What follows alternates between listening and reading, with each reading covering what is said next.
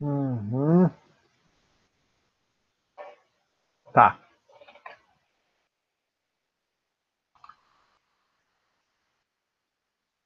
Tá. E aí, então, né, turma, eu havia comentado com vocês, aí então eu havia mostrado para vocês que houve esse apoio do direto e também indireto dos Estados Unidos ao que ocorreu aqui no Brasil, e houve também a deflagração, então, do golpe na virada lá do dia 31 para o dia 1º de abril, que é aquela coisa, né, que eu falava para vocês, né, que a historiografia coloca lá o dia 31 de março, e aí se vocês forem pegar, inclusive, né, e se vocês forem pegar, inclusive, isso não foi taxado como um golpe, né? Não foi, né? Tanto que, como a gente comentava na aula passada, dizia lá o jornal O Globo, ressurge a democracia, como eu havia mostrado para vocês. Fala aqui também que no dia 2 de abril, com a presidência declarada vaga pelo Congresso, o presidente da Câmara assumiu temporariamente o executivo no país. E assim, ó, tem uma correção que eu quero que vocês façam aqui, ó, no penúltimo parágrafo ali da página 5, que diz assim, ó, apenas no Sul houve uma tentativa efetiva de resistência à ação dos militares. Leonel Brizola não era mais governador, tá, gente? Na verdade, em 1962 teve eleição para governador e em 1963 já tinha outro governador do PSD, Ildo Meneghetti, o nome desse cara. Esse cara era o governador e, inclusive, uma coisa interessante para contar para vocês aqui, acho que vocês não sabem, mas eu já vi cobrar isso até em vestibular. É, quando da queda do Jango, para evitar uma possível, digamos assim, um possível retorno de um movimento semelhante ao que havia ocorrido em 61 com a legalidade, a capital do Rio Grande do Sul ela foi transferida provisoriamente para Passo Fundo. E aí, porque se temia que o Brizola ele conclamasse, né, no caso, a população a resistir e insistiu que o próprio Jango liderasse o movimento. Né? Então, assim, sim, gente, havia um temor de que acontecesse algo semelhante a 61, mas o próprio Jango rejeitou a proposta, convicto de que ele não conseguiria aglutinar apoio suficiente para se defender e que uma reação poderia levar o país a uma guerra civil. O Jango ele decide abrir mão dessa tentativa de tentar voltar ao poder. E aí o que vai acontecer com o Jango? Ele vai se exilar no Uruguai e muitos dos seus partidários vão fazer o mesmo. E o governo brasileiro vai cair assim nas mãos dos militares. Aliás, gente, o Jango ele partiu imediatamente para o exílio no Uruguai. O Jango ficou exilado no Uruguai até 1973. Aí, em 73, o Uruguai virou uma ditadura e em 1900, aí o Jango ele deixa o Uruguai, ele vai para a Argentina e a Argentina, em 1976, ela volta a sofrer um golpe militar e pouco tempo depois, em dezembro do mesmo ano, o Jango morre na Argentina, no exílio. Certo? Então é uma coisa que eu comentava com a outra turma, que o Jango ele só voltou para o país num caixão fechado em dezembro de 76. Tá? Inclusive, na verdade, até chegaram a tentar impedir trazer o corpo do Jango, que o corpo do Jango veio por Uruguaiana, depois foi para São Borja, onde foi velado e enterrado. Mas eu acompanhei muitas histórias desse episódio do enterro do Jango, que, na verdade, lá em 76, no final de 76 até o início de 77, os três principais opositores do regime, que era o Juscelino, o Jango e aquele corvo do Carlos Lacerda, os três morreram de mortes meio esquisitas, que depois eu quero comentar um pouco ali com vocês.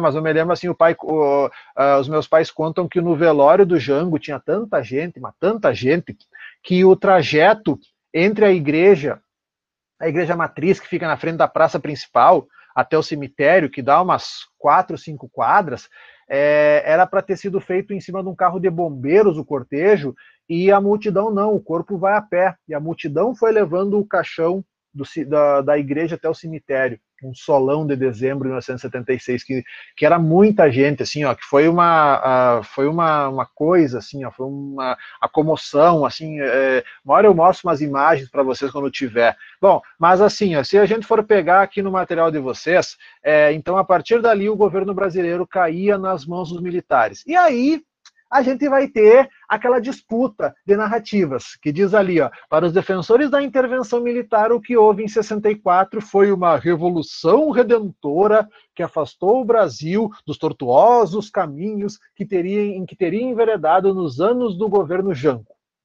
Ah, tanto que, se vocês forem pegar, eu até tenho um selo aqui, depois eu vou mandar para vocês uma imagem dele, se você pegar os Correios no ano de 65, colocou um selo assim, ó, aniversário de 1 ano da Revolução Democrática. Parecia democrática, parecia, né? Parecia, mas para os oposicionistas foi um golpe. Mais do que uma disputa em torno das palavras, revolução e golpe são conceitos diferentes, certo? Revolução sugere um movimento amplo, com apoio popular, com capacidade principalmente de transformação profunda da sociedade. Golpe alude a uma ação de poucos preocupados em defender interesses específicos e destituídos de propostas efetivamente renovadoras. Porque foi o que realmente aconteceu, né, turma?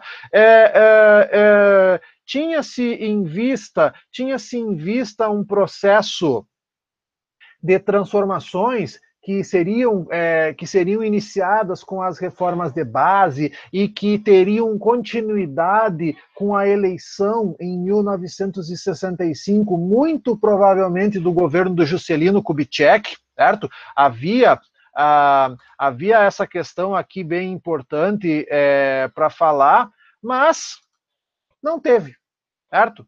Então, assim, ó, turma, vamos começar aqui agora, vamos falar aqui sobre os dias depois do golpe no Brasil. Bom, feito o processo, o Jango deposto, o Jango já fora do país, o empenho militar em redefinir o funcionamento do Estado brasileiro, ele se iniciou com os atos institucionais, os AIs, certo? Que eram documentos que eram expedidos pelo Executivo e que tinham força de lei. Já de cara, o primeiro ato, o ato 1, no dia 9 de abril de 64. Ah, turma, mais uma coisa assim para comentar com vocês, tá? Mais uma coisa aqui para comentar com vocês, é que normalmente quando a gente fala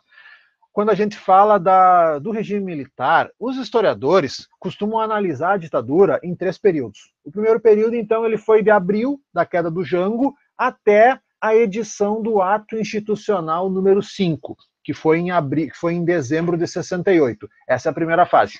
A segunda fase, então, ela pega depois do AI-5 até o final do governo Médici, que são os chamados anos de chumbo, onde a censura e a perseguição aos inimigos do regime vão ser mais implacáveis.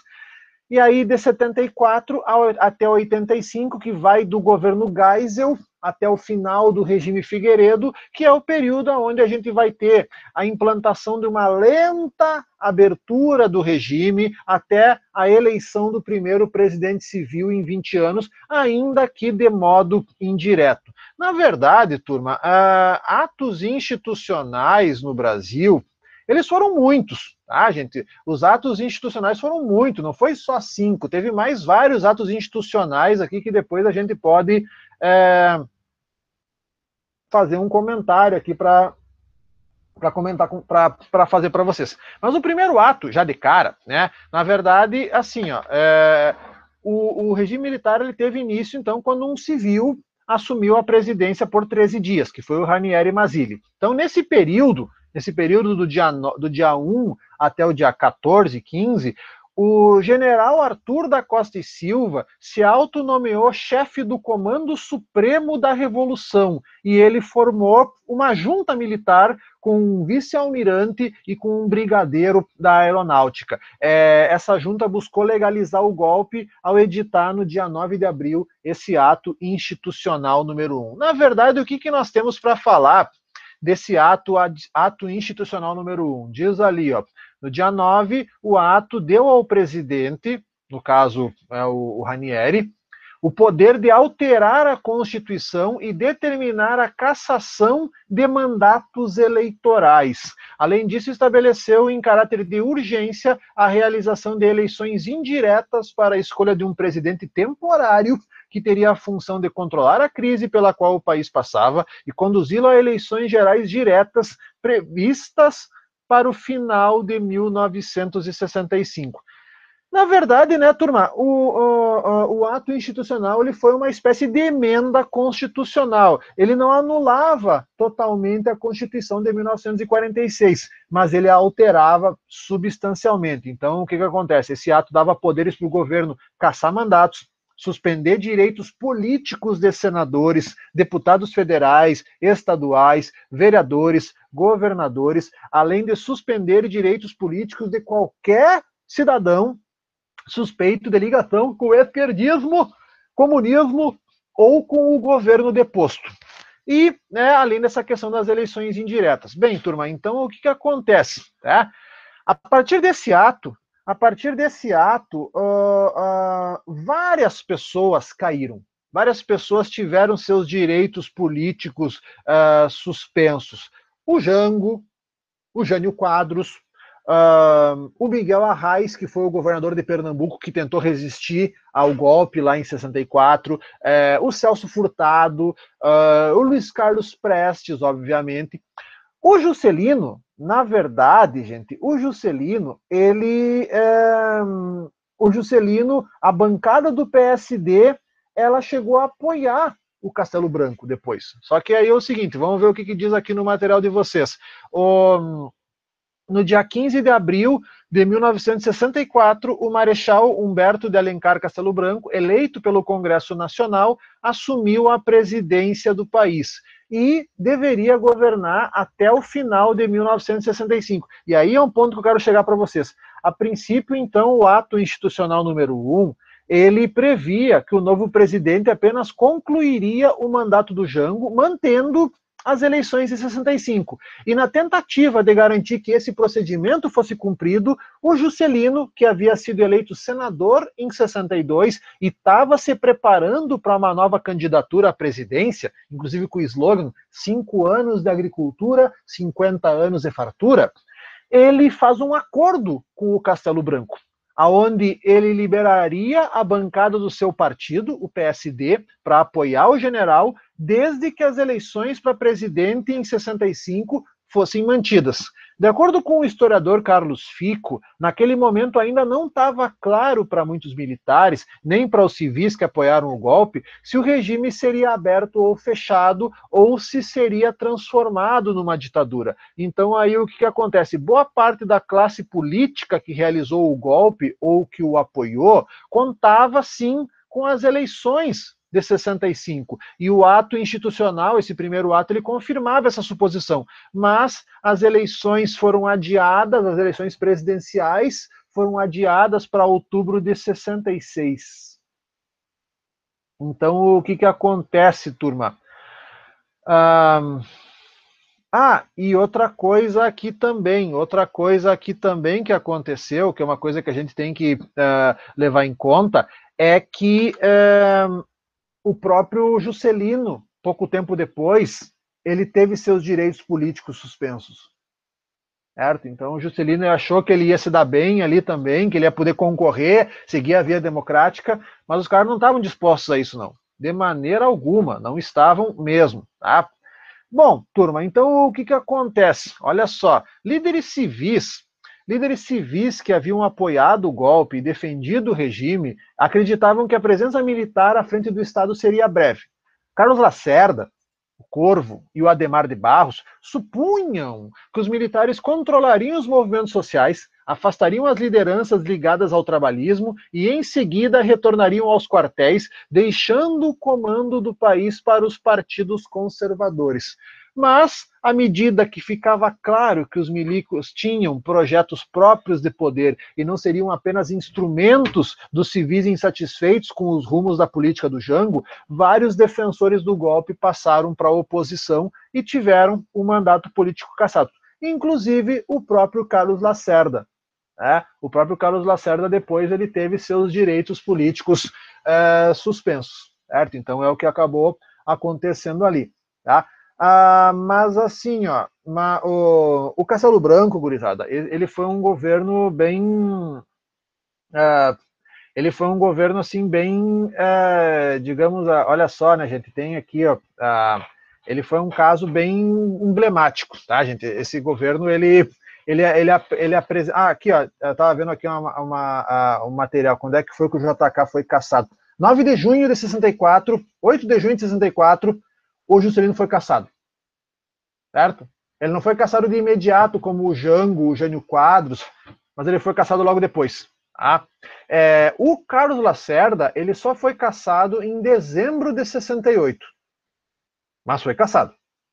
Tá? Então é para vocês verem aí como foi a coisa, né? Então até o próprio Carlos Lacerda acabou, depois que acabou contestando o regime, também acabou entrando pro sabão. Bom, turma, o governo Castelo Branco, ele não explicitava seus métodos de ação e ele nem reconhecia publicamente as perseguições políticas e a formação de um forte aparelho de vigilância. O SNI, por exemplo, ele foi um dos principais órgãos de atuação silenciosa,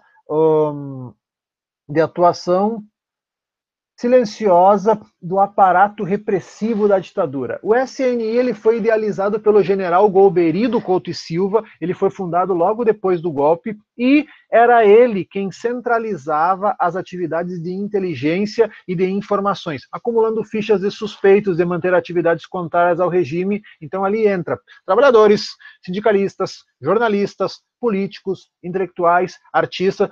Todos eles eram alvos do SNI. Todos esses alvos aí, eles aparecem aqui, né, gente?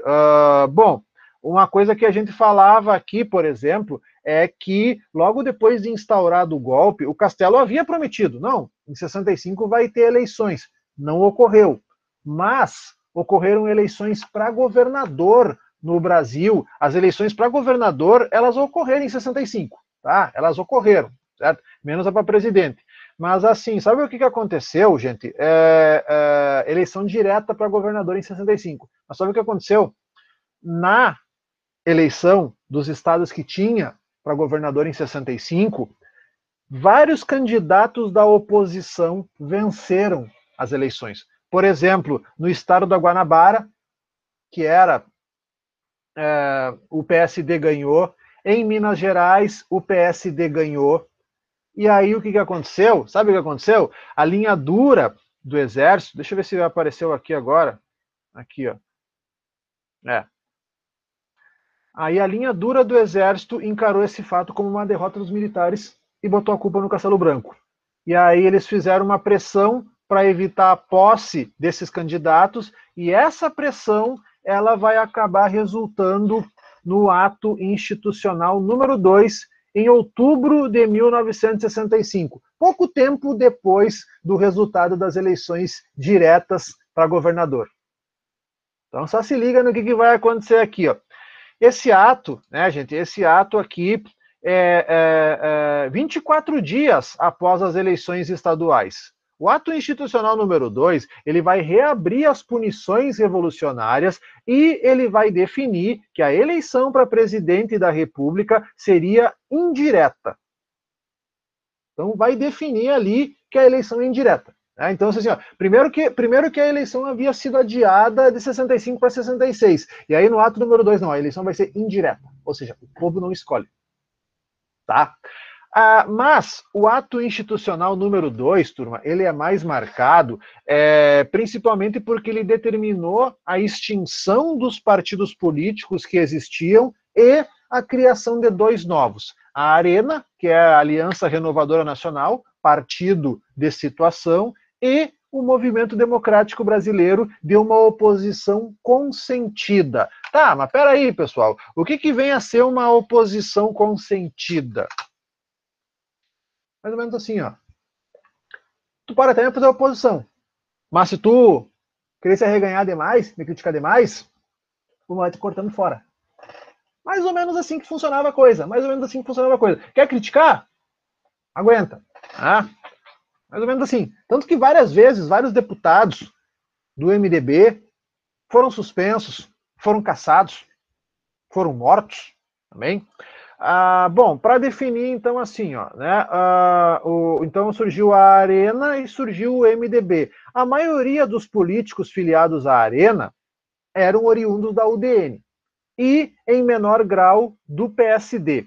Já os políticos que se filiaram ao MDB tinham origem no PTB e alguns no PSD. Bom, uma coisa como eu falava aqui para vocês, né? Convém lembrar para vocês que os políticos críticos aos militares já tinham sido todos caçados e exilados. O Jango e o Brizola estavam exilados no Uruguai. O Miguel Arraes, ele havia se exilado na Argélia. O Francisco Julião, líder das Ligas Camponesas, estava exilado no México. O Plínio de Arruda Sampaio havia se exilado no Chile e nos Estados Unidos.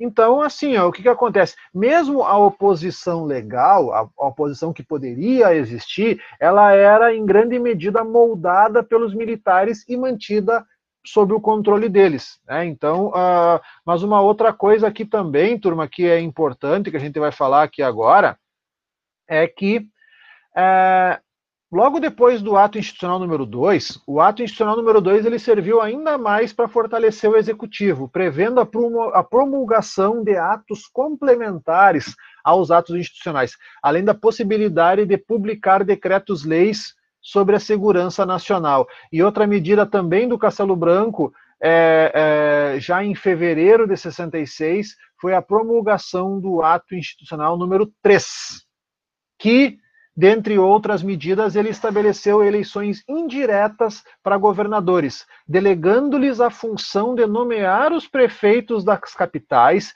e municípios considerados de segurança nacional. Então, basicamente, é assim, ó, gurizada. O ato número 3, governadores, vice-governadores seriam escolhidos por eleição nas assembleias legislativas estaduais, e aí os prefeitos das capitais e dessas cidades ali seriam indicados pelos governadores. Então, tu pega, por exemplo, o que seria essas municípios considerados de segurança nacional? Cidade de fronteira, gurizada. Certo? Então, tu pega, por exemplo, a minha cidade natal, São Borja, que fica na fronteira, e que por um acaso era a terra natal do Getúlio e do Jango, já de cara, durante muito tempo, não tinha nem eleição para prefeito. O prefeito era indicado pelo governador, que era escolhido indiretamente pela Assembleia Legislativa. Então, durante muito tempo, a minha cidade não tinha nem eleição para prefeito, gurizada. Eu não sei como é que era aqui em Juí. Acho que aqui em Juí ainda rolava a eleição para prefeito nesse período. Mas a cidade de fronteira, não. A cidade de fronteira, a cidade de São Borja, que além de fronteira, era a terra do Getúlio Vargas, não rolava, né? Segurança Nacional, tinha lá um interventor. E aí, então, que vai aparecer lá aquele personagem... vocês não conhecem, não adianta falar dele aqui, porque não vem ao caso aqui. Né? O cara já morreu aqui, o velho Juca, como a gente costuma chamar. Bem, aí, outra situação aqui também é que, em dezembro de 66, com o objetivo de apoiar um novo texto constitucional, o Castelo convocou o Congresso para uma sessão extraordinária por meio do ato institucional de número 4. Né? O ato institucional de número 4, diz aqui no material de vocês, ele vai convocar o Congresso para promulgar uma nova Constituição em janeiro de 1967. Essa aqui, ó. Essa aqui. Claro que essa Constituição aqui, ela tem uma emenda lá em 1969, mas essa aqui é a Constituição de 67. Na verdade, assim, o que acontece nessa Constituição? O Castelo convocou os deputados, aprovem isso, ou senão vocês vão se ferrar. Essa Constituição ela foi aprovada em 67, foi promulgada, aumentando ainda mais o poder do Executivo Federal. Essa daí.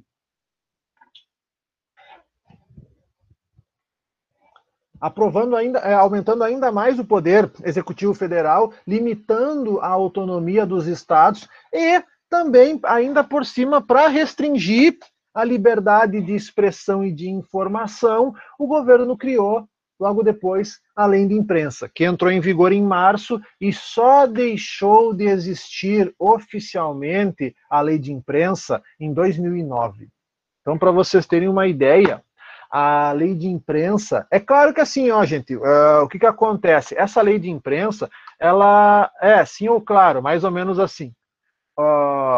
A lei de imprensa, ela, mesmo depois da ditadura, ela continuou existindo. É claro que depois de 85, a lei continuava existindo, mas não seguia. Ela só vai ser extinta oficialmente em 2009, no final do segundo governo Lula.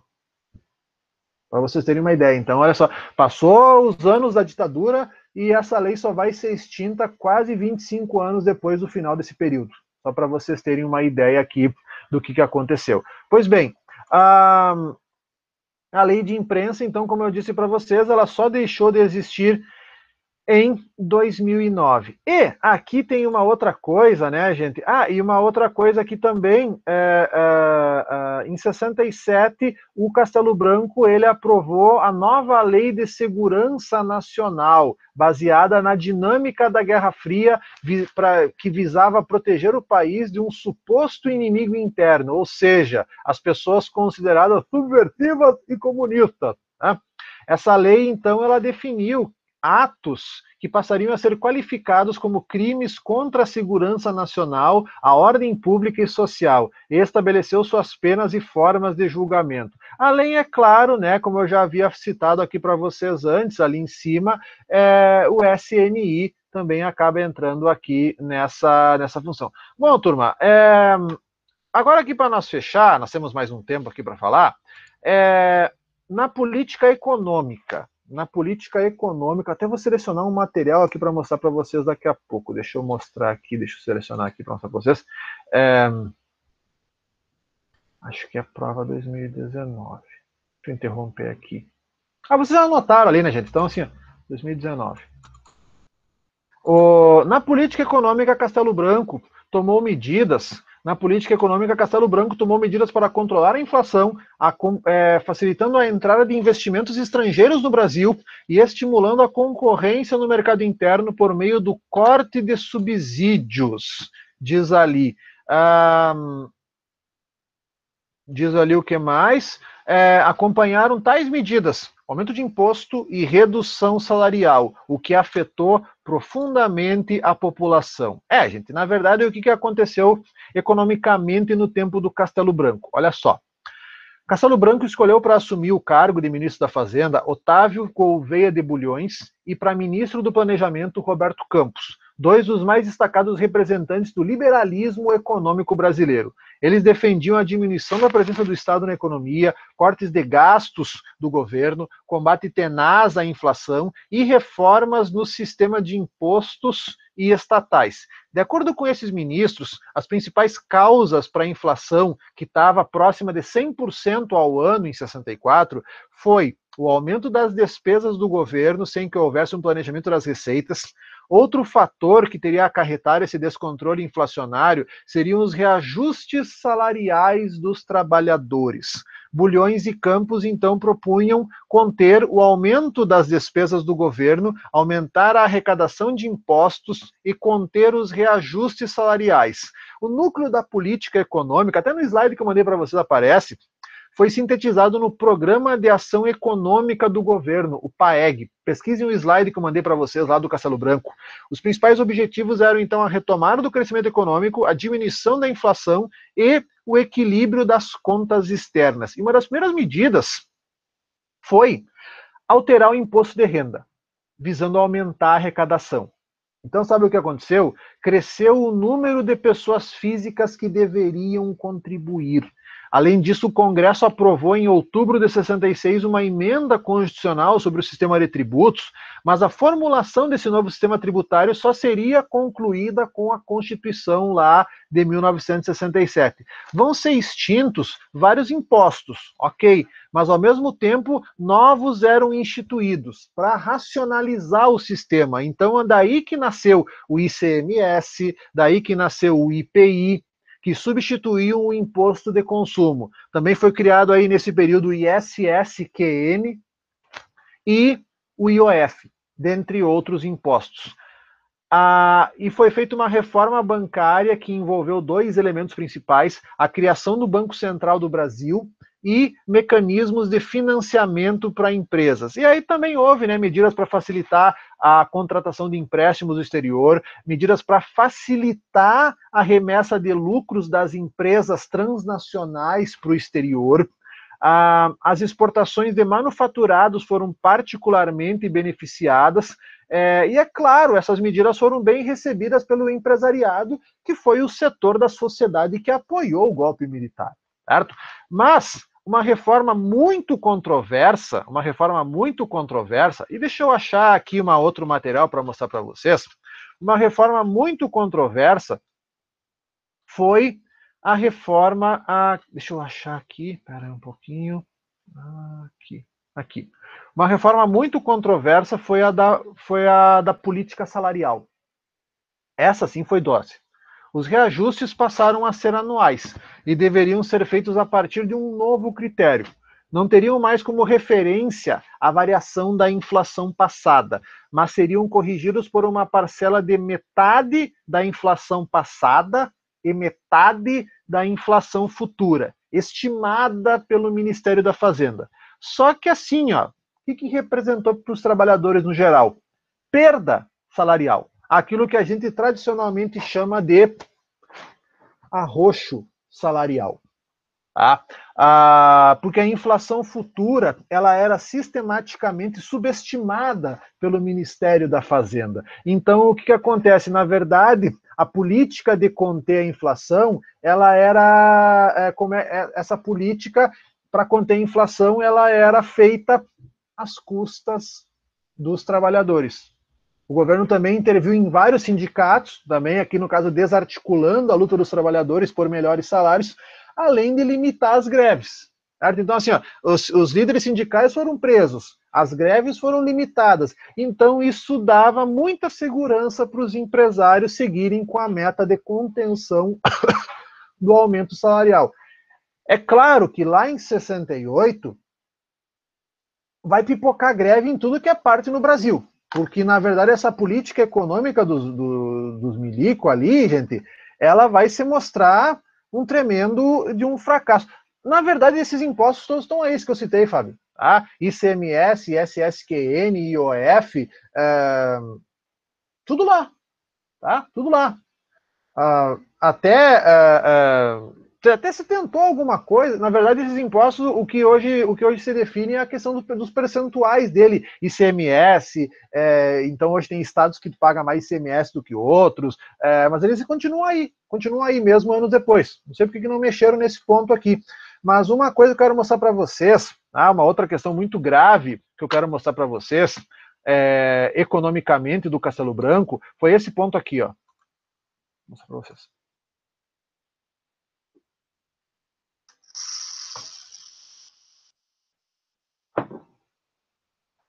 Vou dar um zoom aqui para mostrar para vocês, fica melhor. Essa é a prova da URGS do ano passado, 2019, feita no final de 2018, questão 19. Como um dos últimos atos de seu governo, Castelo Branco promulgou uma nova Constituição, e uma de suas medidas era desobrigar o governo a investir coeficientes mínimos em educação e saúde. A decisão resultou na contínua redução do orçamento do MEC, que saiu dos 10,6% dos gastos totais da União em 65 para 4,3% em 75, e os gastos com saúde de 4,29% em 66 para 0,99% em 74. Os recursos drenados da educação e da saúde permitiram o reforço dos gastos com investimentos em infraestrutura, como a construção de estradas e hidrelétricas que iam se intensificar nos anos posteriores ao governo Castelo. As inversões em rodovias e hidrelétricas não eram acompanhadas de investimentos em saúde e educação.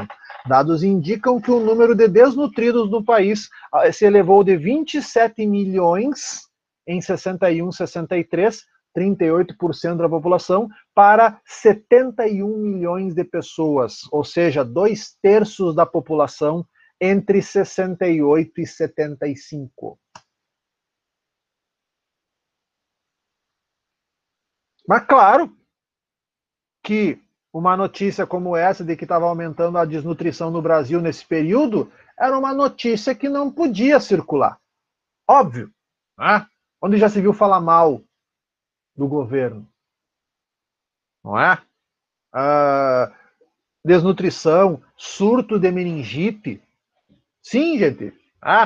Eu estava conversando esses dias com uma prima mais velha que eu tenho, que pegou essa época. Eu lembro dessa época. Nossa, morreu muita gente. Só que assim, ó, o que acontece, certo? Então essa política de desobrigação de coeficientes mínimos em saúde, essas pessoas que morreram de desnutrição, essas pessoas que morreram num surto de meningite, essas pessoas elas não contam, né?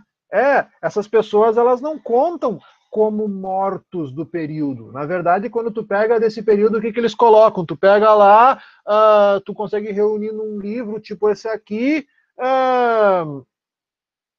umas 300 pessoas que foram mortas pelo regime, mas as pessoas que morreram dessas doenças, os índios que morreram na abertura de estradas na Amazônia, né? Aliás, a Amazônia era chamada de Inferno Verde, certo? Então essa coisa de destruir florestas, isso não é um projeto de agora, isso já era um projeto que está sendo retomado agora. Vocês devem ter visto aí que queimou um quarto do Pantanal foi queimado nessas queimadas aí que aconteceram agora. O sol, a lua alaranjada da semana passada, aquele sol bem laranja, que assim, ó, cara, era 6 e pouco da tarde, o sol ali no meio, e tu podia olhar para o sol sem ter arder as vistas. Então, se você pegar as propagandas da década de 70 sobre a Amazônia, agora está se concretizando. Então, assim, só que, claro, a gente pega e bota os mortos do período, o pessoal que contestava, mas o pessoal que nem sabia o que estava acontecendo e começou a morrer. Isso não entra. Até porque, né, gente, pobre índio, na concepção de muitas pessoas, nem é gente, né? Então, se morrer pobre índio, tanto faz, né? Eu tô sendo sarcástico aqui porque né, esse tipo de morte não entra para as estatísticas, certo? Não entra para as vítimas do sistema tal, certo? Esse tipo de morte não entra. Então, quer dizer, para alguns, dependendo da forma de governo, para alguns entra, né, as vítimas de tal sistema. Né, mas para essa coisa que se implementou ali desse período de 20 anos, não entra. Então, assim, tu pega a população indígena, tu pega a população pobre, essa galera sofrendo com desnutrição, enfim, cara, isso é tanta coisa, Então, deixa eu ver o que mais que o que a gente pode falar aqui da aula de hoje. E ali vocês têm, claro, no final da página 6, você tem ali um cartaz, né? Um cartaz produzido, usado por órgãos de repressão durante a ditadura, divulgados pelo SNI para incentivar a população a denunciar a localização de pessoas consideradas subversivas por serem contrárias ao regime. Então ali é interessante que nos cartazes tá o nome da pessoa e tá embaixo os nomes de guerra que elas usavam. Tipo, ali tem o Ricardo, o Giba ou o Zorro, aí tem ali o Breno ou o Gustavo e tem ali o Daniel ou Tampinha. Isso, na verdade, terroristas. Terroristas. Isso é num tempo onde pouca gente tinha telefone fixo, internet era uma coisa que nem se cogitava naquele momento. Então, esse tipo de cartaz aí era uma coisa que circulava bastante por aqui. Esqueci de mostrar a alternativa aqui, esqueci de mostrar para vocês, deixa eu voltar lá para mostrar para vocês. Esqueci de mostrar as afirmativas daquela questão, só para nós fechar aqui, ó. Sobre a política econômica do texto, ela é correto afirmar que o crescimento da economia no final dos anos 60 e 70 esteve relacionado à política de diminuição dos investimentos nas áreas da educação e saúde. Essa é uma questão meio lógica, se tu sabe interpretar texto. Porque ali, por exemplo, na B, o corte foi compensado pela criação do SUS. Gente, o SUS só foi criado em 1988. Essa é uma informação aqui importante para vocês, ou então, né, para vocês compreenderem, certo? Então, isso é uma coisa aqui que a gente pode falar. Bom, turma, amanhã a gente vai entrar aqui nessa parte ali da página 7 para nós falarmos sobre os anos de chumbo. E aí vai uma parte grande aqui que eu acho que a gente não vai conseguir terminar amanhã aqui também. Deixa eu interromper aqui a gravação. Mas o tema que nós estávamos conversando ontem, então, ele acabou gerando, sim, consequências no futuro. Na verdade, uma coisa que ontem, quando nós falávamos do período do Castelo Branco, né, que foi o primeiro presidente desse período, desses 5 que tiveram, quando a gente falava sobre a questão da política econômica, essa questão, né, gente, na verdade, o governo Castelo Branco ele foi se deteriorando porque ele assumiu com uma promessa de realizar eleições em 65, ele quebrou essa promessa. A partir dele quebrar essa promessa de manter o processo eleitoral presidencial em 65, o Castelo foi perdendo gradativamente o apoio de parte dos setores políticos civis mais conservadores, que haviam até então apoiado o golpe e os militares, e as medidas econômicas restritivas. Então, assim, a diminuição do salário mínimo real, o aumento de impostos, isso fez com que o Castelo fosse perdendo o apoio vindo dos setores da classe média brasileira. Isso também é uma informação que vale a pena comentar com vocês. Então, lá no final do governo Castelo Branco, ele já não tinha nem o apoio da chamada classe média brasileira, que tinha, né, a esperança de melhorar a situação, mas com essa reforma salarial que diminuiu o salário e esse aumento de impostos, isso vai perdendo mais apoio. E também, ao mesmo tempo, como eu havia comentado com vocês na semana passada, Professor, só um pouquinho. Era para estar esperando alguma coisa, porque tá tudo preto ainda. Tá. Não sei o que aconteceu aqui, pera um pouquinho. Deixa eu tentar de novo. Vamos ver uma coisa agora aqui. Por que não apareceu? Tá, pera um pouquinho. Tá, não, ainda não tinha... Ué, não entendo. Às vezes acontece de não abrir aqui o material. Vamos tentar de novo. Às vezes acontece, né? Agora deve aparecer. Acho que agora vai. Vamos ver uma coisa. Agora deu certo. Então a gente falava sobre que no final e ao mesmo tempo que o Castelo Branco foi perdendo apoio, quebrando a promessa de realizar eleições, ao mesmo tempo a linha dura do Exército, porque assim, gente, como eu havia comentado, a gente havia comentado na introdução desse tema, quando houve, havia uma divisão ideológica dentro das Forças Armadas, né, a ala do Castelo, uma ala que, como eu disse para vocês, queria só arrumar a casa e devolver de volta, e havia a linha dura encabeçada pelo general Costa e Silva, que vai pressionar o Castelo pela continuidade das punições e das perseguições políticas aos adversários do regime, especialmente aqueles taxados de comunistas que ainda atuavam na cena política. Então, assim, né, como eu falava na aula de ontem, após as eleições estaduais de 65, que ainda foram diretas e nas quais os candidatos do regime em estados importantes foram derrotados, aí a pressão comeu solta e o regime daí ele vai endurecer a cada novo ato institucional. Então, por exemplo,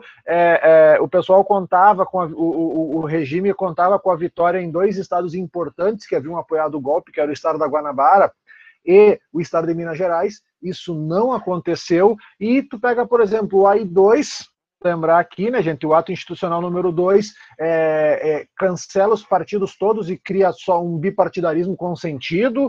O número 3, ele estabeleceu eleições indiretas para governadores e cidades importantes de segurança nacional. O 4 impôs uma constituição, e tudo isso no período ainda do Castelo Branco. Bom, turma, ao fim do seu mandato, ao fim, né, do seu governo, o Castelo ele saiu com uma aprovação popular baixíssima, muito mais baixa do que, por exemplo, tinha o Jango antes dele ser deposto lá em abril de 64, principalmente por causa das medidas econômicas. E aí uma coisa, né, gurizada, o Costa e Silva foi eleito indiretamente pelo Congresso. Eu havia... ele foi, na verdade, só tinha o Costa e Silva de candidato, né?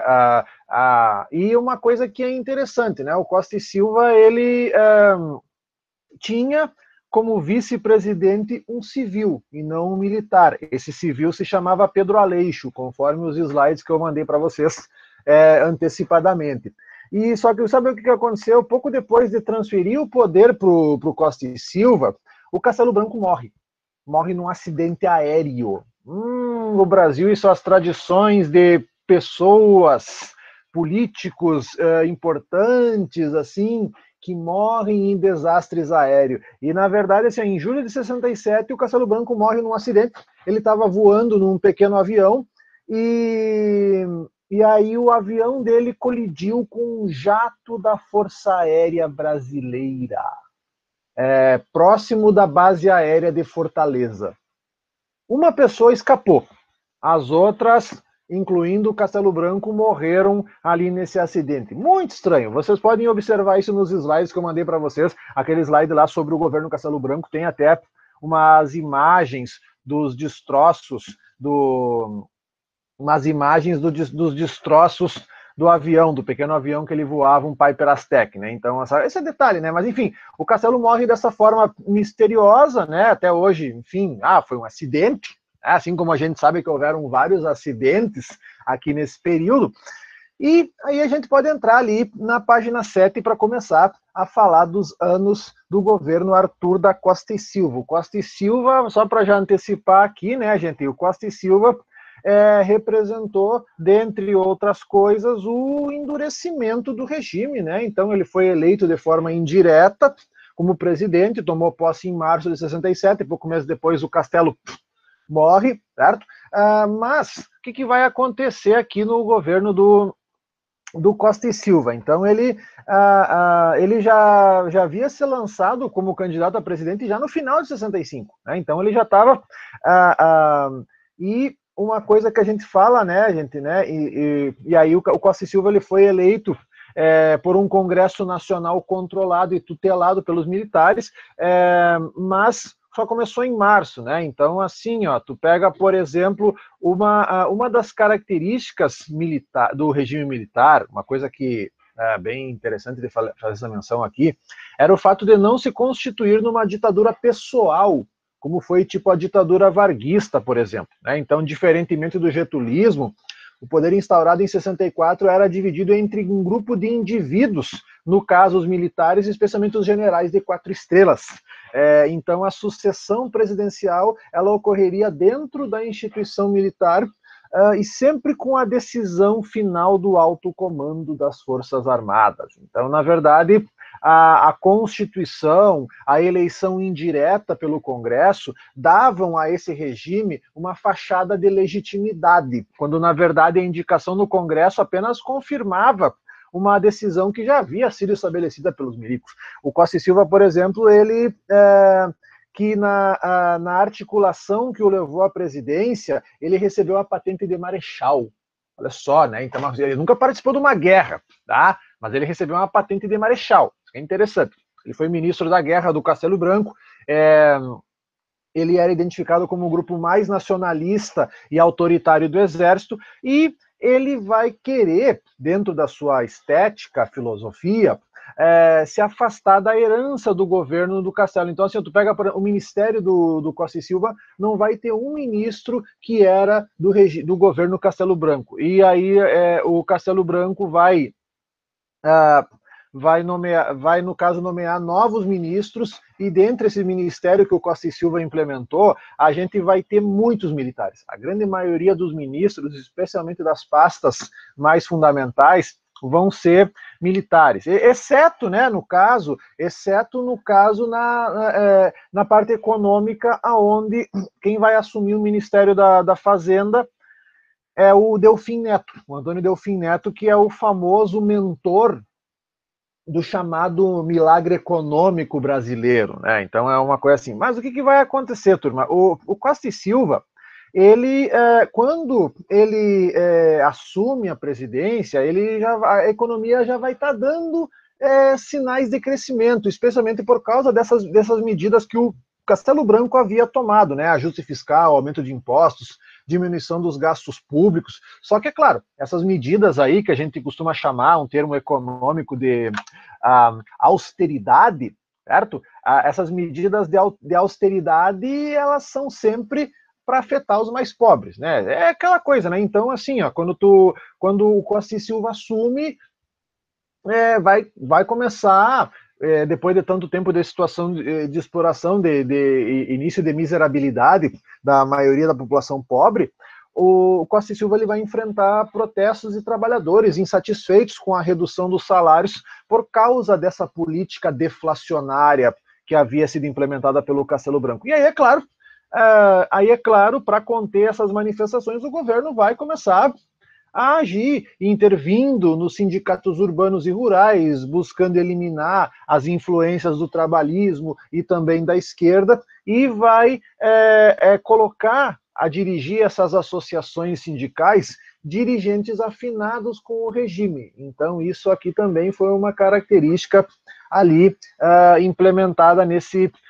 governo aí do Costa e Silva, né? Então, mas o que vai acontecer, turma? O que vai acontecer aqui? Ó? A questão trabalhista, ela continuava sendo uma pedra no sapato. Tá? Então, desde o Castelo Branco, houve tentativa de criar instrumentos para evitar conflitos com os trabalhadores. Por exemplo, quando o governo militar instituiu o FGTS, né, quando os militares instituíram o FGTS, a intenção era funcionar como uma espécie de seguro-desemprego para todo trabalhador que fosse demitido, ou como fundo de reserva para aposentadoria. Tá? Ou também uma outra ideia, né, da criação do fundo de garantia, uma fonte de recursos para a aquisição da casa própria. É uma coisa que existe até hoje, né? Vocês sabem disso.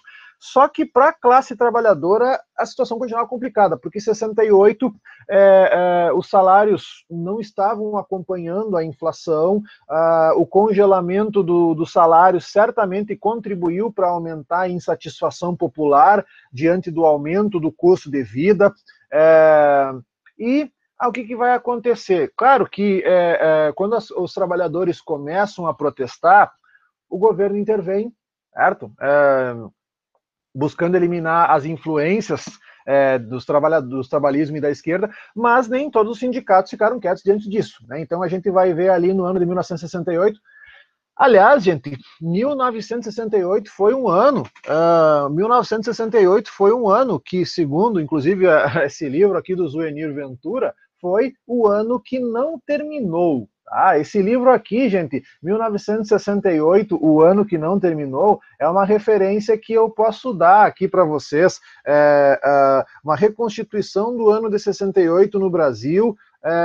Não é propriamente um livro de história, na verdade, o romance sem ficção de uma geração que queria virar o mundo pelo avesso. Tá? Esse livro aqui é uma ótima referência para vocês, 1968, o ano que não terminou. Depois eu posso mandar, eu tenho esse livro aqui, acho que eu tenho esse livro aqui em PDF, depois eu posso mandar esse material para vocês aqui. Bom, então, em abril de 68, milhares de operários em Contagem, que fica na região metropolitana de Belo Horizonte, cruzaram os braços entraram em greve e reivindicaram 25% de ajuste salarial, de reajuste salarial e liberdade política e civil. E em julho, o Sindicato dos Metalúrgicos de Osasco liderou a paralisação dos trabalhadores e da região e a ocupação de 3 fábricas. E aí, né, claro, nesse contexto de greves que a gente vai ver ali, o governo intervém, né? Claro que lá em Osasco a gente vai ver a interferência da Polícia Militar de São Paulo, prendendo líderes grevistas, terminando com a greve nas fábricas, então, especialmente nessas greves que ocorreram lá em Osasco. E aí, de imediato, a ação repressiva respondeu. Os grevistas foram expulsos da fábrica, os líderes do movimento foram presos, mas 68, bom, como eu já comentei com vocês, a coisa não estava rolando só no Brasil. 68 foi o ano da Primavera de Praga, 68 foi o ano das manifestações estudantis na França, na Cidade do México. Foi assim uma época bem agitada no mundo. O mundo estava num agito bem forte e isso acabou refletindo aqui no Brasil também, né? O Brasil não deixava de ficar alheio a essa situação, tá? E claro, né, gente, uma situação aqui que a gente vai falar, uma situação que ela é bem interessante, nessa greve de Osasco, os trabalhadores de uma empresa metalúrgica, Cobrasma, paralisaram as atividades. Houve a ocupação de mais 2 fábricas, uma fábrica de lona de freio e uma fábrica de eixos. E no segundo dia da greve, militares invadiram a fábrica com veículos blindados e metralhadoras, ocuparam Osasco, prenderam 400 operários e grande parte das organizações sindicais. E aí o seguinte, depois de desmantelar a greve, o ministro, na época, Jarbas Passarinho, ele foi obrigado a conceder uma série de entrevistas para a imprensa, prometendo negociar com os sindicatos patronais um aumento de salário. Mas, na verdade, isso não aconteceu, porque lá em Osasco houve uma forte intervenção do governo nos sindicatos para evitar que acontecessem novas greves, e ao mesmo tempo que isso estava acontecendo, o uso da violência e da repressão sobre o movimento operário veio forte. E isso foi durante uns 10 anos, mais ou menos, até mais ou menos 78, 79, a repressão ao movimento operário na região ali de São Paulo, no estado de São Paulo, principalmente São Paulo, mas não só lá, mas principalmente lá, foi muito forte.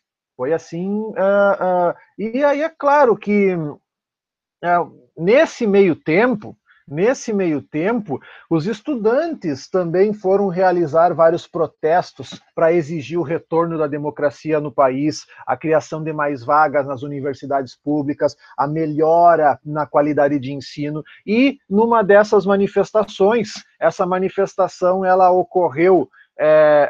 Essa manifestação, na verdade, ela ocorreu no final de março de 1968.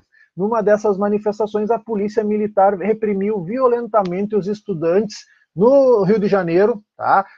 E acabaram matando o estudante Edson Luiz de Lima Souto, 18 anos. Tá? Na verdade, a morte do Edson Luiz de Lima Souto, ela foi uma execução. Tá? Então, assim, deixa eu até mostrar para vocês um pouco do que foi o episódio aqui do Edson Luiz, tá? Só para mostrar aqui para vocês.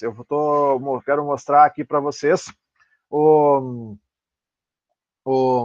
esse livro, né, que eu já tinha mostrado para vocês, o Dos Filhos desse Solo, falando sobre os mortos e desaparecidos durante a ditadura militar, a responsabilidade do Estado brasileiro. E aqui eu tenho o caso do Edson Luiz, que foi um caso que gerou uma comoção nacional, porque depois do assassinato desse estudante, as passeatas se multiplicaram em todas as capitais. E é claro que a mais famosa dessas passeatas foi a passeata dos 100 mil. Aquela imagem que vocês estão vendo ali no livro de vocês, na página 7, aquela multidão, e bota ter gente ali, ó,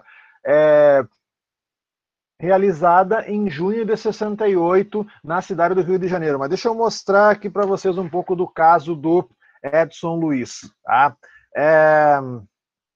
Diz aqui, ó, Primeira prova, tá? Então eu vou mostrar aqui para vocês, vou ler para vocês aqui um negócio da prova da morte do Edson Luiz pela polícia, né? Não foi nem pelo, não foi e foi uma morte indefesa. Eu vou ler aqui, ó. Edson Luiz não morreu na rua, e sim dentro do restaurante do Calabouço, invadido pela polícia militar. Aí aqui eu vou ler para vocês uma parte que está numa revista chamada Fatos e Fotos. É uma revista que existiu durante muito tempo aqui no país. Os estudantes que costumavam almoçar no restaurante Calabouço vinham fazendo manifestações quase diárias, pedindo melhores instalações e melhor comida. Para o dia 28, quinta à noite, estava programada mais uma passeata. Às 18 horas, quando o jantar começou a ser servido e algumas turmas ainda estavam em aula no Instituto Cooperativo de Ensino, tudo parecia calmo. A polícia andava por perto, vigiando como sempre. Edson Luiz apareceu na fila. Bandejão na mão, esperando a vez de ser servido. Ele ia participar da passeata e ainda tinha de preparar alguns cartazes. De repente, começou a correria. A bandeja escapou de suas mãos e um cacetete caiu sobre os seus ombros. O pânico estava formado. O barracão improvisado para os estudantes nos fundos da Secretaria de Economia do Estado foi invadido pela polícia militar. Tiros eram disparados para o ar. Os estudantes respondiam com paus e pedras. Foi quando Edson Luiz caiu, abatido por um disparo a queima-roupa. A bala varou seu coração e se alojou na espinha. Segue a revista. As versões sobre a morte de Edson são controvertidas. Uma delas diz que um tenente alto e gordo, Alcindo Costa, ia à frente da guarda, recebeu uma pedrada e perdeu a cabeça. Abriu fogo sobre o rapaz. Em questão de minutos também saíram feridos o estudante Benedito Frazão Dutra e o comerciário Telmo Matos Henrique. Segundo outra versão, a tropa chefiada pelo tenente Alcindo já entrara na sala de refeições em formação fechada de ataque. Segunda prova, os policiais atiraram para o alto, mas também visaram estudantes. O Jornal do Brasil, de 2 dias depois, traz como título uma matéria: peritos provam que polícia não atirou só para o alto. São analisadas as marcas de tiros pelos edifícios e locais onde tudo aconteceu. Algumas a apenas 1 metro do solo, evidência de que os tiros dados pelos policiais não foram somente para o alto e para espantar. Alguns visavam os próprios estudantes. Tá? E aí o relatório aqui fala dos vários estudantes atingidos pelas essas balas. Terceira prova. O laudo de necropsia afirma que foi um tiro único no peito esquerdo que transfixou o coração e o pulmão direito. Descreve a trajetória da bala, da esquerda para a direita, de frente para trás, ligeiramente de cima para baixo. Edson Luiz media 1,59 m e a bala penetrou a 1,27 m da planta dos pés. Foi alvejado pelo tenente alto e gordo, o que explica a trajetória de cima para baixo. O laudo descreve ainda que o membro superior esquerdo exibe no dorso da mão entre a segunda e a terceira articulação, aqui, ó, né? Entre a segunda e a terceira articulação, articulações metacarpo-falangeadas, arrancamento da epiderme, que mede 10 milímetros, o que indica a reação de defesa. Não foi um tiro a esmo, disparado em legítima defesa por policiais atacados. A imprensa sempre usou a expressão a queima-roupa. Quarta razão, e a última, na verdade tem mais, são 5. A revista revela que o governador Negrão de Lima, do PSD naquela época, né, no caso já MDB, demitiu o secretário de Segurança que ordenou a invasão e o uso de armas e mandou prender os integrantes do batalhão motorizado. Não exoneraria o general Niemeyer, que era o chefe da segurança, nem mandaria prender os soldados se não tivesse havido abusos, excessos e violência desmedida. Quinto argumento, o general Niemeyer justificou-se dizendo que a guarda estava inferiorizada em potência de fogo. Perguntado, esclareceu que potência de fogo é tudo aquilo que nos agride, era pedra. Isso não é verdade. Os policiais militares estavam em flagrante superioridade. Os estudantes estavam em pequeno número encurralados no restaurante central dos estudantes. O jornal Metropolitano, outro jornal ali, disse: naquela tarde de 28 de março, os comensais do calabouço não fizeram outra coisa senão protestar publicamente contra esse nojento estado de coisas. Fedor que vem dos banheiros, poeira que levanta do chão imundo do restaurante. Pouco depois chegou um choque da polícia militar. Eram 25 homens mal preparados psicologicamente. Após uma primeira refrega, os guardas viram que não poderiam conter a massa que exigia liberdade de manifestação e, recebendo ordem do general Niemeyer, o tenente Raposo, o tal tenente alto e gordo, avançou furiosamente de arma na mão. Traduzindo, ele foi executado, o estudante, ali a queima-roupa. E aí é claro que essa morte ela acabou levando a uma série de manifestações, né? No caso, ela acabou levando estudantes à greve nacional. No seu enterro, milhares de pessoas saíram à rua em protesto contra o governo. E também, uma outra coisa, deixa eu fechar aqui uma janela, e uma outra coisa também a ser mencionada aqui, né, gente, para agravar a situação, tem mais uma informação aqui para falar, para agravar a situação, o deputado Márcio Moreira Alves, do MDB, né, o Márcio Moreira Alves, que era, né, de um partido de oposição, do partido de oposição consentida, o Márcio Moreira Alves convocou a população a boicotar as comemorações da independência do Brasil no dia 7 de setembro. Então ele dá um discurso lá na Câmara dos Deputados. Esse discurso eu mandei para vocês lá nos slides, né, no slide sobre o governo Costa e Silva, onde ele pede o boicote ao desfile, o boicote ao militarismo, o boicote também, que o boicote também deveria passar por aquelas que dançam com cadetes e namoram jovens oficiais. Então ele faz esse discurso todo aí. Os militares indignados alegaram que Moreira Alves havia abusado dos direitos individuais e políticos, praticando um atentado à ordem democrática. Aí, sabe o que aconteceu? O Congresso disse, não, ele está certo. O Congresso disse, ele está certo, né? Ele tem imunidade, ele pode falar isso, tá? E aí, para evitar uma ação do governo, o Márcio decide se exilar fora do país. Aí tem mais um outro ponto que não está no material de vocês, mas está naqueles slides que eu mandei lá para vocês. Está também um fato relacionado com esse ano de 1968, a realização de modo clandestino, em outubro, em Ibiúna, em outubro de 68, do 30º Congresso da UNE. Então, assim, o que acontece? O Congresso da UNE, a UNE em 64 ela foi invadida, né, por uma multidão reacionária. O prédio da UNE ele foi invadido, foi incendiado, enfim, eu já contei essa história para vocês. E aí a UNE foi fechada, né, foi colocada na ilegalidade, na clandestinidade. Então, sabe o que aconteceu? Na surdina, na secreta, foi organizado um congresso num sítio no interior de São Paulo, lá em Ibiúna. Aliás, essa história desse congresso da UNE, deixa eu ver uma coisa se vai aparecer aqui nesse material, mas eu acho que... não, aqui não vai falar, mas, por exemplo, tem um filme que eu recomendo, não vai falar nesse livro, mas esse livro aqui eu recomendo para vocês, Batismo de Sangue, do Frei Beto. O lance é o seguinte, o congresso ele foi organizado no interior de São Paulo, então lá num sítio em Ibiúna.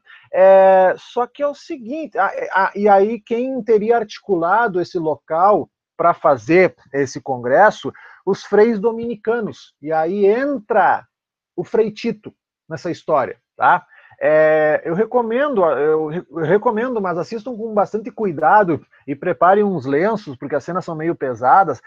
Tem o filme Batismo de Sangue que vocês podem assistir, mas eu recomendo, é um filme que deixa a gente muito mal, tá? Já aviso vocês de antes, porque ele é um filme muito pesado, porque a história ela é horrível, tá? Mas não, eu falo isso é verdade, porque o filme ele tem as cenas que aparecem no filme são bem pesadas.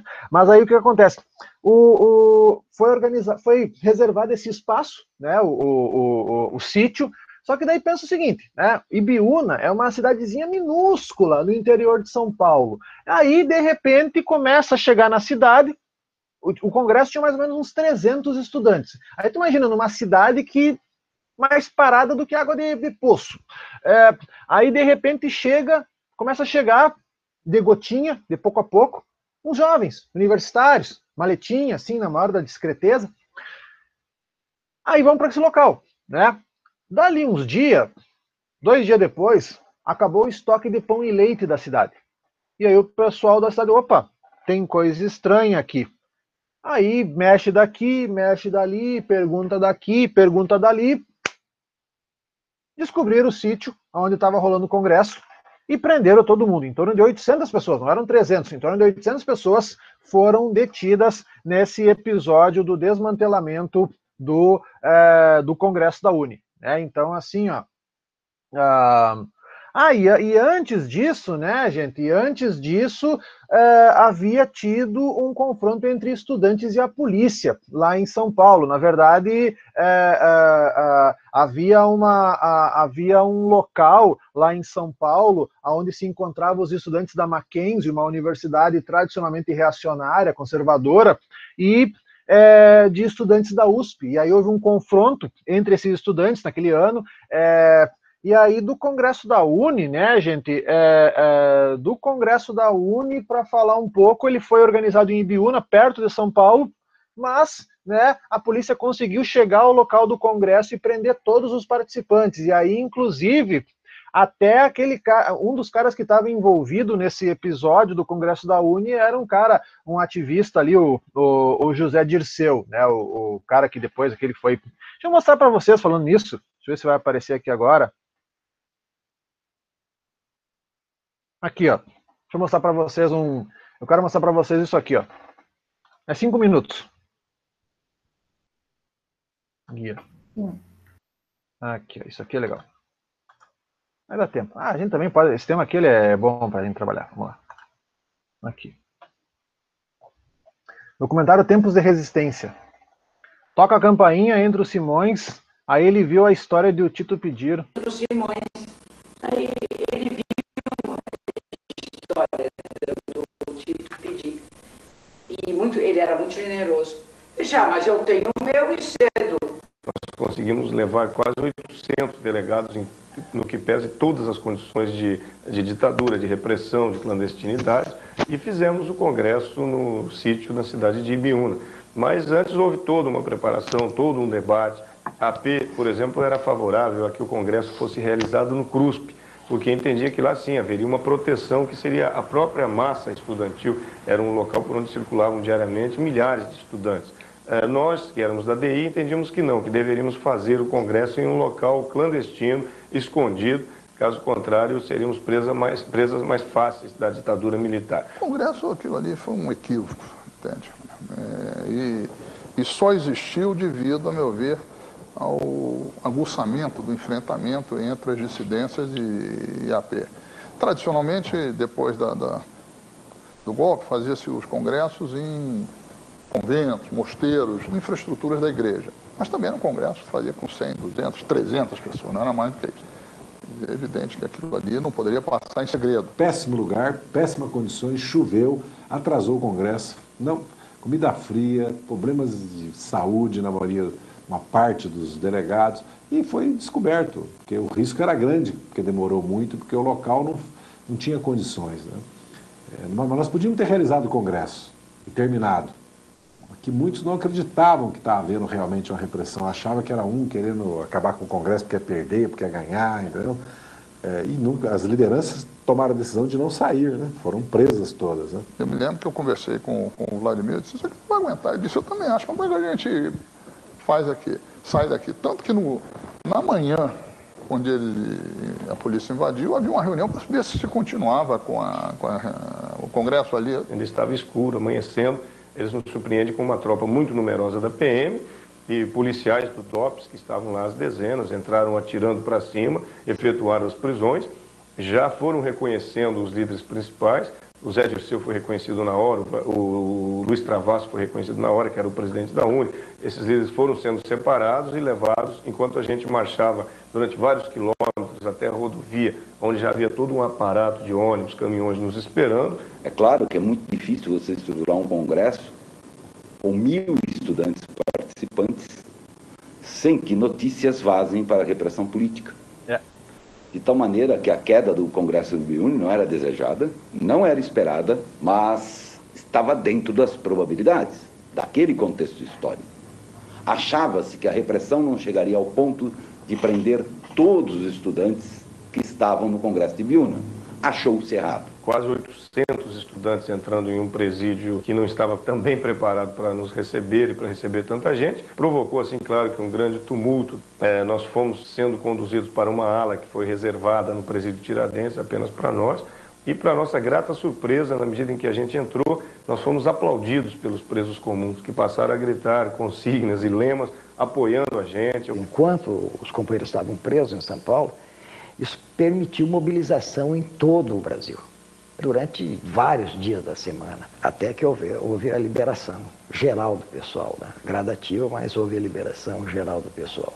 A partir do Carandiru, nós éramos levados para o DOPS, e no DOPS a gente era interrogado, e aos poucos eles iam libertando. Em primeiro lugar, libertaram aqueles que eram primários. Eu me incluía entre eles, eu tinha apenas 18 anos, foi minha primeira prisão, e saí logo com a primeira leva de presos. Deu uma sorte danada, eu saí com habeas corpus, que foi concedido no dia 11 de dezembro, e no dia 12 foi cumprido, no dia 13 veio o AI-5, e os outros 4, que os advogados, por razões de técnica processual, haviam dividido em 2 turmas, os outros 4, o habeas corpus foi concedido também, mas no dia 12 foi para São Paulo, no dia 13, o dia 13 era dia do reservista, portanto, a auditoria militar não funcionava, não foi liberado, de noite veio o AI-5 e eles ficaram mais um ano e meio. Teve gente ali que ficou mais um ano e meio preso.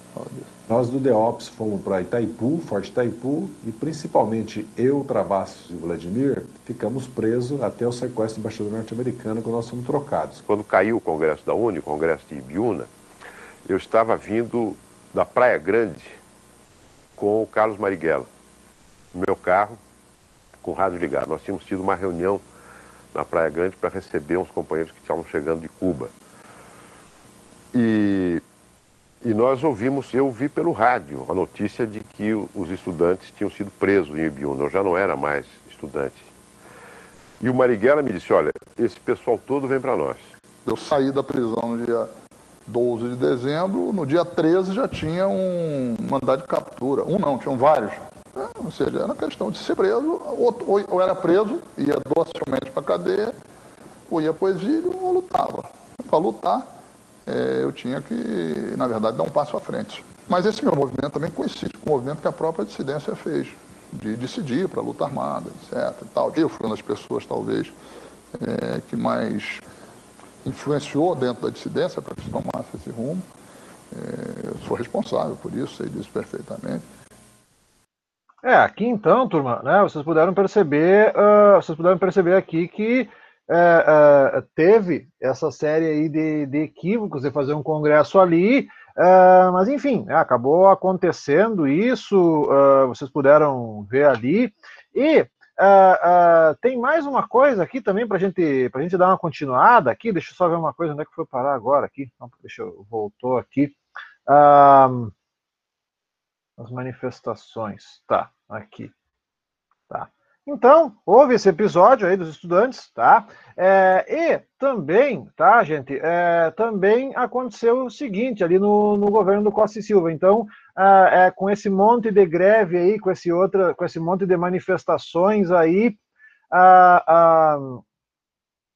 teve essa questão do Moreira Alves, né, que acusou o exército de violência, e incitou o boicote ao desfile. Teve também no caso, né, gente, teve aqui no caso também que os militares, vocês viram, né, que daí quando os caras foram soltos, né, no dia 12, e aí os militares não esperaram muito, vocês estão vendo ali, né, que está aqui no final, e em dezembro do mesmo ano, dia 13 de dezembro, uma sexta-feira, o governo fecha o Congresso Nacional e decreta o AI-5, reforçando o poder executivo e, entre outras medidas, recrudescendo, ou seja, endurecendo, aumentando a censura prévia, a imprensa, permitindo a suspensão dos direitos constitucionais de qualquer cidadão, suspendendo o direito a habeas corpus no Brasil, cassando direitos políticos de todos os que fossem considerados ameaça à ordem nacional e autorizando a decretação do estado de sítio e o confisco de bens como punição por corrupção. É claro que esse último ponto aí, gurizada, é claro que esse último ponto de confiscar recursos por corrupção, isso era muito relativo, né? Isso era uma coisa muito relativa, isso não acontecia ali com todo mundo. Eu mandei para vocês. E tem mais uma coisa que eu estava quase me esquecendo. Também no ano de 1968, foi o ano em que, também no ano de 1968, foi o ano em que aquela canção famosa do Geraldo Vandré, para não dizer que não falei das flores, ela acabou participando de um concurso lá, um festival de música, aquela famosa do refrão, vem, vamos embora, que esperar não é saber, quem sabe faz a hora, não espera acontecer. Essa música aí, né, que todo mundo já deve ter ouvido essa música em algum momento. Essa música também é do ano de 1968, essa música acabou se tornando um hino, digamos assim, um hino de luta, né, esse episódio. E aí é o seguinte, turma, uma coisa aqui sobre o ato institucional número 5, e aí se vocês olharem lá naquele material que eu mandei para vocês, no Jornal do Brasil do dia seguinte, dia 14, dizia lá, governo baixa ato institucional e coloca Congresso em recesso por tempo ilimitado. É interessante a capa do Jornal do Brasil do dia seguinte, porque tu pega ali, por exemplo, né, dos cantos, tem ali, ó, no canto direito, ontem foi o dia dos cegos, e aí no outro canto superior, no lado esquerdo, tempo negro, temperatura sufocante, o ar está irrespirável, o país está sendo varrido por fortes ventos, máxima 38 graus em Brasília, mínima 5 graus nas Laranjeiras. Então, de um certo modo, aquela capa do Jornal do Brasil do dia seguinte. E também uma coisa, né, só para nós fechar aqui, imediatamente após a publicação do AI-5, o Juscelino Kubitschek, que estava bem longe de ser um comunista, foi preso e levado para um quartel em Niterói, onde permaneceu vários dias num pequeno quarto. O Carlos Lacerda foi preso, e o JK perde os direitos políticos por 10 anos após o AI-5. E o Carlos Lacerda, então, ele só vai ser solto, só vai ser libertado pela polícia após uma semana de greve de fome. Só para vocês terem uma ideia ali, ó, né? Então, e no final do ano, vários deputados, inclusive o Moreira Alves, foram cassados, né? Tiveram seus direitos políticos cassados. E outros personagens aqui, no caso, que um monte de gente, assim, né? Na verdade, em 69, só para nós fechar aqui essa parte da aula de hoje, no ano seguinte, mais de 300 políticos eleitos foram cassados, sendo 78 deputados federais, 5 senadores, 151 deputados estaduais, 22 prefeitos e 23 vereadores.